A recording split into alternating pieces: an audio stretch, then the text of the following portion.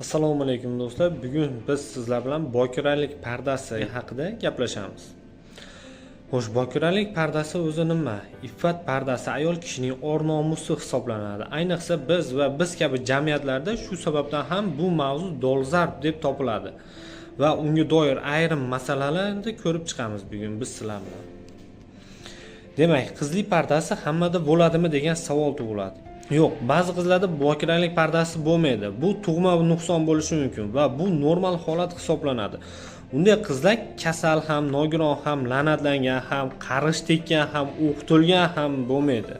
Faqatgina anatomik jihatdan pardasiz tug'ilish tabiiy bu holat hisoblanadi. Bu juda ham kamdan kam holatda bo'lsa ham uchrab turadi.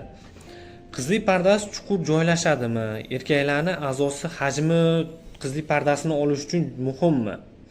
Yana yo'q deyman bu narsaga. Aslida qinning uzunligi 7-8 sm ichkarida bo'ladi. Ammo aloqa shakli va sifati va partnyorning fiziologik tuzilishiga qarab turib qin kengayishi hamda uzayishi mumkin.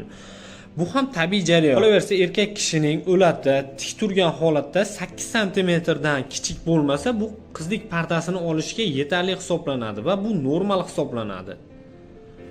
Qizlik pardasi bir martada olinadimi? Yo'q. Qizlik pardasini olish sizlar o'ylaganchalik oson ish emas. Pardaning shakli va qalinlik darajasi bor. Ayrimlarda u elastik, birinchi martadayoq shikastlanmaydigan bo'ladi. Bunday holatlarda kuyov bola kallasini ishlatib turish shifokorga murojaat qilish kerak yo biroz muddat kutish kerak. Ba'zi bir yangi kuyovlar keladi, oldimga qizlik pardasini ola olmayapman yoki bo'lmasa qizlik pardasi yo'q ekan, bokira emas ekan deb turib vahima bilan keladi. Bunday vahimadan foyda yo'q. Darrovda qarindosh urug'ini aralashtirib, astoydil so'kinish bilan ish bitmaydi. Ishonmasa, uylanmaslik kerak. Qizlik parda elastik bo'lsa ham birinchi kechada qon kelmaydi. Bundan tashqari, qon ichkariga ketib qolgan bo'lsa, masalan, chimildiqda birinchi aloqa bo'lgan paytda faqatgina o'zini o'ylab, faqatgina o'zini nafsini tiyish maqsadida aloqani to'xtatmasdan oxirigacha olib boradigan bo'lsa, ya'ni urug'ni to'kishgacha olib boradigan bo'lsa, bunday holatlarda qon ichkariga ketib qolishi ham mumkin. Qon ichkariga ketib qolgandan keyin qon aynan o'sha paytda chiqmaydi va bitta ikki tomchi chiqishi mumkin.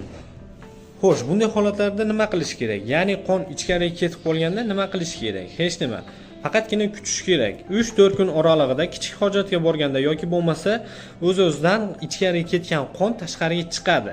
Faqatgina bu joyda vahima qilib, stressga berilish yoki bo'lmasa shunday holatlarga berilish kerak emas.